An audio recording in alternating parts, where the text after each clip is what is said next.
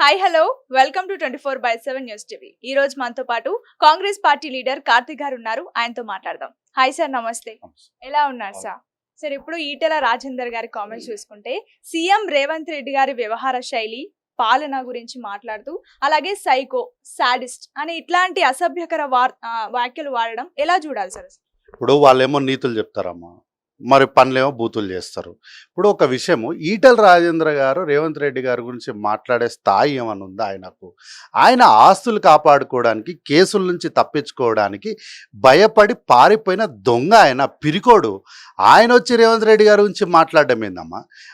రేవంత్ రెడ్డి గారు independent ZPTC, independent MLC, ఆ రోజు సూదిని జైపాల్ రెడ్డి గారి ఇంటి అల్లుడిగా ఆయన కాంగ్రెస్ పార్టీలో చేరి ఉంటే ఆ రోజు ఆయనకు మంత్రి పదవి రాకుండానా?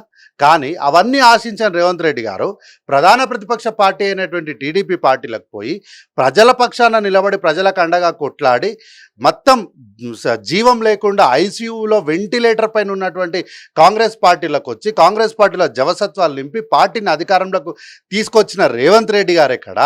ఈయన పైన 4 కేసులు మెడల్ పట్టి బయటికి నూకితే దిక్కుతోచని పరిస్థితులల్లా ల్యాండ్లు ఎకరాల భూములు కబ్జా చేసిన దొంగ వినువనంటే ఆ కేసుల నుంచి బయటపడడానికి పోయి బీజేపీ మాటున దాక్కొనున్న పిరికోడు, సంస్కారం లేనటువంటి సంస్కారహీనుడు. ఈయన వచ్చి కాంగ్రెస్ పార్టీ గురించి రేవంత్ రెడ్డి గారి గురించి మాట్లాడతాడా? ఈయన కరోనా టైంలో ఒక వైద్యుడు ట్రాక్టర్ పైన ఒక మృతదేహాన్ని తీసుకొచ్చి కరోనా వైద్యం చేస్తే ఈ దేశానికి సంబంధించిన ఉపరాష్ట్రపతి ఆయనను అభినందిస్తే ఈ రాష్ట్ర ప్రభుత్వంలో ఆరోగ్య శాఖ మంత్రిగా ఉన్నటువంటి ఈ దగుల్బాజీ దౌర్భాగ్యుడు ఆ వైద్యునికి షోకాజ్ నోటీస్ ఇచ్చి సస్పెన్షన్ ఆర్డర్ ఇచ్చిండ్రు. సాయం చేసిన చేతులను నరికేసినటువంటి నరహంతకుడు ఈటెల రాజేందర్ ఈయన వచ్చి రేవంత్ రెడ్డి గారి గురించి మాట్లాడుతుందంటే ఆయనను ఆయన పార్టీలో ఈ రాష్ట్ర అధ్యక్షుడిని చేయడానికి ఆ రాష్ట్ర శాఖ సిద్ధంగా లేనప్పుడు ఆ ఆక్రోశము ఆక్రందన ఆ పార్టీ మీద చూపెట్టాలి. కానీ వచ్చి రేవంత్ రెడ్డి గారి మీద కాంగ్రెస్ పార్టీ పైన కక్కుతే ఇది ఏందంటే రేవంత్ రెడ్డి గారిని గట్టిగా ఓ మాట అంటే ఈ వార్త సెంట్రల్లో ఉన్నటువంటి కేంద్ర కార్యాలయానికి పంపించుకొని నేనేదో రేవంత్ రెడ్డి గారిని, రాష్ట్ర ప్రభుత్వాన్ని నేను బాగా మాట్లాడుతున్నా అని చెప్పి ఈయన పదవులు దక్కించుకోవడానికి పోయినటువంటి ఈయన వేస్ట్. అసలు రాజకీయాల్లో ఇట్లాంటి వాళ్ళని ఏమంటారు అంటే వేస్ట్ గాళ్ళు అంటారు. ఇట్లాంటి వేస్ట్ గాడిని అందుకే ఎప్పుడో 15 సంవత్సరాల క్రితం రాజశేఖర రెడ్డి గారు అందుకే అన్నారు, రాజేంద్ర నీ తల ఎడబెట్టుకుంటావా అని. ఉట్టిగా అనలే, ఈయన మనస్తత్వం తెలిసినటువంటి రాజశేఖర రెడ్డి గారు అందుకని పుట్టిన కులాన్ని చెప్పుకోలేనోడు వీడేం నాయకుడమ్మా, వేస్ట్ ఫెలో. మాకు అన్నికి వస్తాయి, మాకు కూడా వస్తాయి మస్తు మాటలు. కాకపోతే రాజకీయాల సంస్కారం ఉంది కాబట్టి ఆయన మాట్లాడిన భాష మాట్లాడకపోయినా అందరూ మాట్లాడే పార్లమెంటరీ భాషలో చెప్తా, నువ్వు వేస్ట్ కానివి, నువ్వు ఎందుకు పనికిరావు, నువ్వు ఉన్నొకటే లేకపోయినొకటి రాష్ట్రంలో.